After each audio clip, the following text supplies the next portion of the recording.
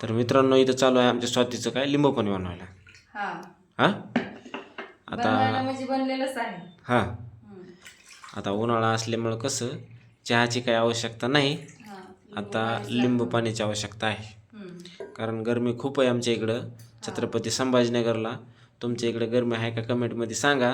आणि उन्हामध्ये तुम्ही लिंबू पाणी पितात का हे बी सांगा का चहा पिता कसं आहे. लिंबू पाणी प्यायला या.